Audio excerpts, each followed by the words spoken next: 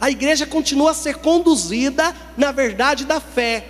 A igreja continua a confirmar os irmãos, na pessoa do Papa Francisco hoje, na verdade da fé. Quando o Papa diz, esse é o caminho, essa é a direção, essa é a doutrina, o Papa fala na autoridade recebida por Pedro, nas palavras de Jesus, nessa sucessão apostólica, dessa continuidade. Então o Papa é o centro da comunhão da fé cristã, da fé católica. E a nossa ligação ao Papa Francisco, não só uma ligação afetiva. Eu gosto muito dele. Eu posso gostar muito de você e achar que você só fala besteira, não é? Você não tem um amigo que você gosta muito, que você fala, ele é ótimo, principalmente quando ele está com a boca fechada, né? Todo mundo tem um, né, que fala, nossa, eu amo fulano, nem o pena que ele fala. Querendo falar? Não sei. Você pode ter ligação afetiva com alguém e não se importar com o que ele fala. E ele está dizendo aqui na palavra, Pedro, que nós temos que amar o Santo Padre e saber que as suas palavras nos conduz, nos direciona. E por isso que a igreja é toda ligada numa obediência de fé e numa união apostólica.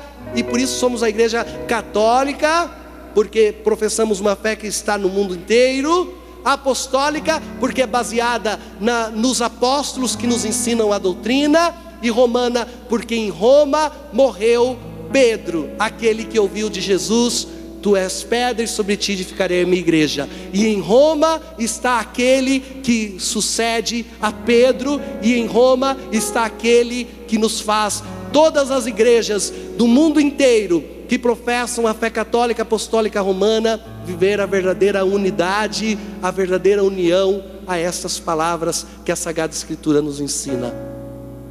Nós não podemos ser hipócritas e dizer que nessas palavras Jesus quis dizer, você não está entendendo, Jesus quis dizer outra coisa, que a gente tem que ler, mas essa a gente não pode levar muito a sério. Mas aí quando abre o Antigo Testamento e fala lá sobre não sei o que, aí todo mundo fala, olha lá, tá vendo? Você não pode ter isso na sua casa, não está vendo que está escrito aqui, ó, não tereis. Aí você fala, mas vamos interpretar a palavra? Não tem interpretação, está escrito aqui.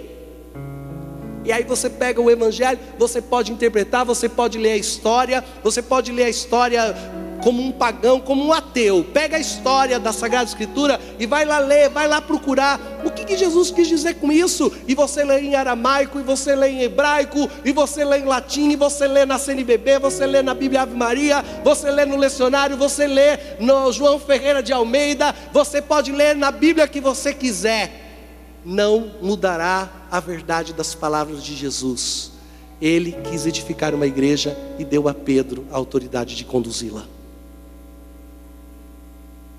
Amados irmãos, se nós desconfiássemos dessa palavra, não daria minha vida por um monte de ideias. Ninguém daria vida por Aristóteles, ninguém daria vida por Heráclito, ninguém daria vida pelos grandes filósofos. Ninguém daria vida. Amados irmãos, milhares de homens dão a vida consagrados como sacerdotes, mulheres dão a vida consagradas como irmãs religiosas, diáconos dão a vida, mártires dão a vida, santos dão a vida, morrem. Tem gente morrendo do outro lado do mundo por uma única palavra. Antes, ou você nega o Santo Padre, ou você morre. Na China é assim, ou você nega a igreja apostólica ligada a Roma, ou você morre. Ou você nega uma verdade do Evangelho, ou você nega a Eucaristia, ou você nega o batismo, ou você nega um detalhe da fé católica, ou você morre. Milhares de pessoas preferem ainda morrer e derramar o sangue por uma verdade do Evangelho.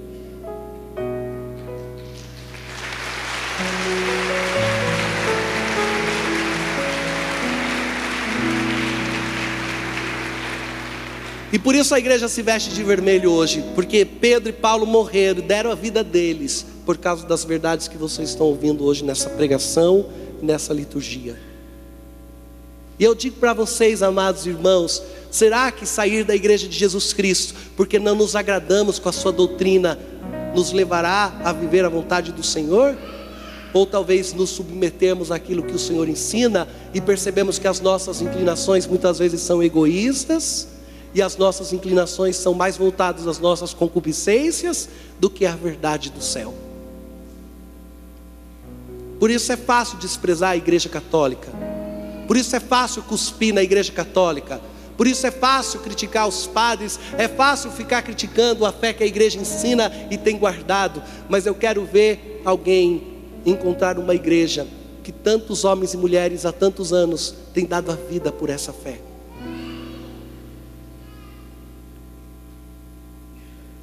Amados irmãos, compreendendo a importância e o valor da igreja. Estou terminando, não dorme não. Compreendendo a importância e o valor da igreja. Vocês ouviram na primeira leitura, as primeiras comunidades cristãs compreendiam. Atos dos Apóstolos, o que eles diziam? Pedro foi preso, porque o imperador percebeu que era bom prender os cristãos, agradava os judeus, então mandou prender Pedro. Era o Herodes que fala, mas não é o mesmo Herodes que matou as crianças. O Herodes que matou as crianças era o avô.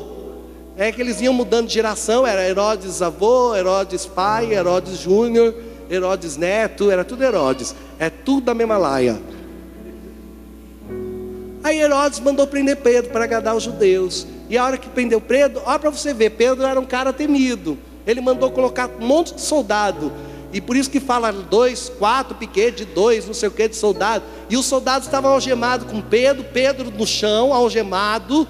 E os soldados, um monte de soldados agitados, fazendo a guarda. O cara é perigoso. E um monte de gente em volta, soldado, camburão, carro de polícia, na tela, cidade alerta. Pedro estava lá sendo vigiado. E aí aconteceu o que, amados irmãos? Pedro tranquilo, sereno. Se Deus quer que essa minha hora, vai ser essa hora.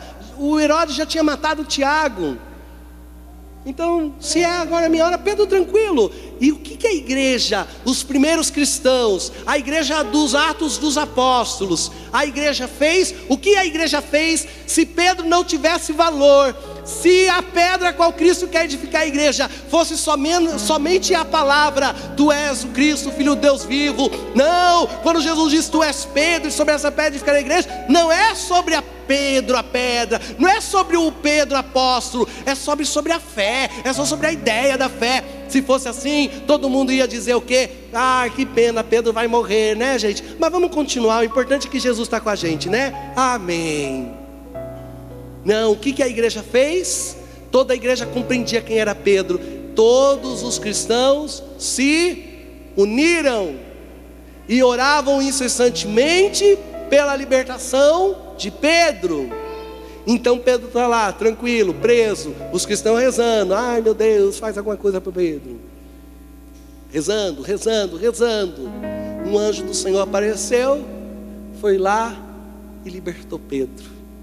E Pedro se levantou e saiu do meio dos seus algozes, no meio dos soldados, com aquela vitória que só Deus pode dar. Amados irmãos, muitos de nós na igreja de Jesus Cristo, pela graça dos sacramentos, nos levantamos do meio dos nossos algozes, dos nossos pecados, da morte da nossa casa, de uma morte interior, de uma vida sem sentido, pela graça da obediência e de uma vida dentro da igreja de Jesus Cristo. Muitos de nós nos levantamos e nos libertamos daqueles que nos aprisionavam e nos prendiam na ignorância do medo, do pecado e da morte, para uma vida de liberdade, uma vida em Jesus Cristo, uma vida de vitória. Eu quero dizer assim para você que na igreja do Senhor nós encontramos a coragem e a força de sermos livres interiormente. E mesmo que alguém possa nos roubar até a liberdade física, se alguém nos roubar a liberdade moral, se alguém nos levar para um martírio moral, que hoje o martírio de hoje é moral.